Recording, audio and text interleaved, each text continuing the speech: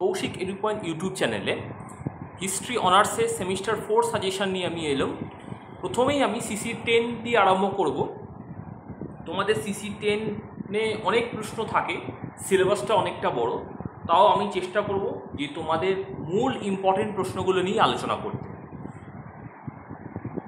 তোমরা জানো question pattern, 4টে 5 marks করতে হয়, 3টে 10 মার্কস করতে হয়, টোটাল 65 নাম্বার এক্সাম। এবার আমি প্রথমেই 5 মার্কসের প্রশ্নগুলোর দিকে চলে যাব। প্রথম প্রশ্ন, নাকশবন্দি সুফি। সুফি কিন্তু তোমাদের সিলেবাসে আছে এবং নাকশবন্দি সুফি 2022-এ প্রশ্ন এসেছিল। 2, জায়গিরদারি ব্যবস্থা, শর্ট নোট। আচ্ছা, আমি এখানে ব্যাকেটে লিখেছি তনখা জায়গির ও ওয়াতান জায়গির। তো জায়গিরদারি ব্যবস্থা যখন আলোচনা করবে তখন কিন্তু এই দুটো প্রসঙ্গ ডেফিনেটলি আসবে, এবং যদি এই দুটো টপিক নিয়ে আলাদা কোনো 5 মার্কস দেয় তাহলে কিন্তু খুব সহজেই লিখতে পারবে তোমরা। 3, দাক্ষিণাত্য ক্ষত, যেটা ঔরঙ্গজেবের। 4, ঔরঙ্গজেব কেন জিজিয়া কর প্রবর্তন করেন। শুধু জিজিয়া কর কেন প্রবর্তন করেন এটা শুধু পুরোটা 5 মার্কস লেখা যায় না, এর সঙ্গে তোমরা প্রথমে ঔরঙ্গজেবের ধর্মীয় নীতি নিয়ে কিন্তু একটু আলোচনা করতে হবে, এবং কেন তিনি জিজিয়া কর প্রবর্তন করছেন সেই নিয়ে ঐতিহাসিকদের বিশ্লেষণ অবশ্যই দেওয়া উচিত। 5, ঔরঙ্গজেবের আমলে শিখ বিদ্রোহ, শিখ কৃষক বিদ্রোহ, এটার কথা বলছি। 6, পুরন্দরের সন্ধি। 7, আঞ্চলিক শক্তি হিসাবে অযোধ্যা। টিকা লেখো আব্দুল হামিদ লহরি ও ফ্রাঁসোয়া বার্নিয়ে, দুজনেই কিন্তু মুঘল যুগের গুরুত্বপূর্ণ ঐতিহাসিক, সুতরাং এই দুটোই আলাদা আলাদা 5 মার্কস দেখতেই হবে। আমি কেন দুটো একসঙ্গে দিয়েছি তার কারণ হচ্ছে এই বিদেশি সাহিত্যিক উপাদান নিয়ে একটা প্রশ্ন আসে। 9, মুঘল আমলের ব্যাংক ব্যবস্থা বা ব্যাংকিং ব্যবস্থা। 10, ঔরঙ্গজেবের আমলে জাট ও সতনামি বিদ্রোহ, এটা কিন্তু একসঙ্গেই প্রশ্নটা দেয়। এবার আমরা 10 মার্কসের দিকে এগোবো। এই প্রশ্নের মধ্যে কোনো সাজেশন করতে যাওয়া ঠিক নয়, কারণ তোমাদের সিলেবাসটা অনেকটা বড়। 10 মার্কসে আমরা দেখব প্রথম, মুঘল ইতিহাস চর্চার উপাদান হিসেবে বিদেশি পর্যটকদের বর্ণনা। অর্থাৎ এখানে ফ্রাঁসোয়া বার্নিয়ে, তেভার্নিয়ের সকলের কথায় আসবে।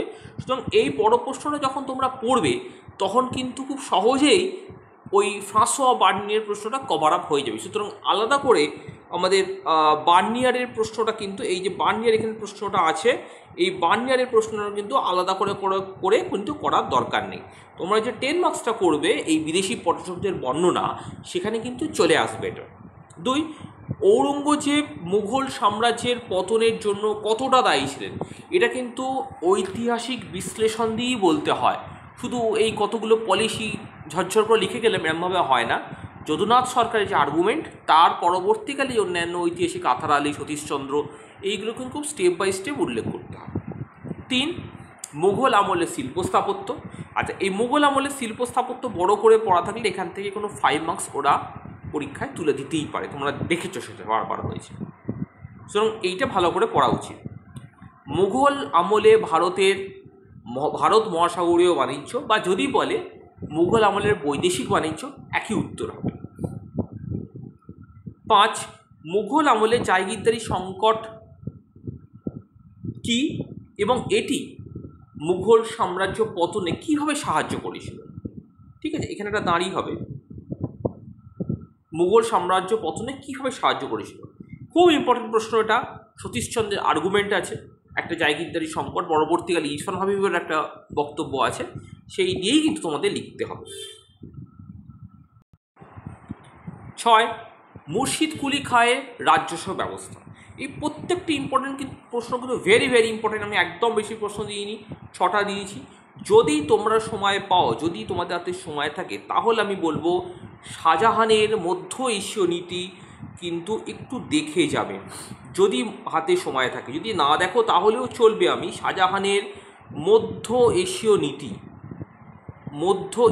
নীতি কিন্তু একটু দেখে যাওয়া উচিত আমি বলবো, যদি তোমাদের হাতে সময় থাকে, বা যারা মানে একটা অ্যাভারেজে করতে চাও তাদের জন্য আমি বলবো চোখ বুঝে 6টা প্রশ্ন দেখে যাবে, কমন পেয়ে যাবে। এর বাইরেও যদি তোমাদের কোনো প্রশ্ন বা জিজ্ঞাসা থাকে আমাকে কমেন্ট বক্সে জানাও, আমি যথাযথ তোমাদের সাহায্য করব। ধন্যবাদ।